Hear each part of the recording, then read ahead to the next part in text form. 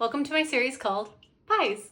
These are the pie crust secrets you need to know before you bake your pies this holiday season. Pie is supposed to be sweet, and a lot of pie crusts are not. So make sure you are adding sugar to your pie crust. Leave your butter in the fridge until you are ready to cut it. Then you're going to cut your butter into teeny tiny little squares. And touch the butter as little as possible. You don't want to warm it up at all. Add it to your flour mixture. This is flour, sugar, and salt. Grab a pastry blender and just work that butter and flour together. You can do this with 2 forks or a food processor, but I don't have a food processor big enough, so we're doing this the old-fashioned way. Okay, see that? That butter is nice and incorporated. For the best pie crust, you need to keep that butter cold.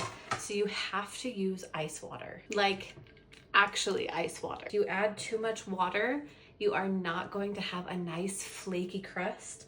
It's gonna be dense and icky. Okay, you see this? There's still a little bit of flour that's not fully incorporated. This is exactly how you want your pie crust to look. At this point that you can use your hands to form it together into a ball. That is flaky goodness.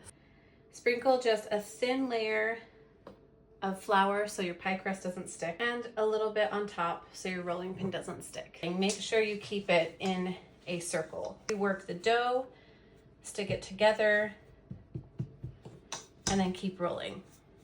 Now for the transfer. We are going to fold this into a quarter, just like that. Place the crust right in the center and unfold.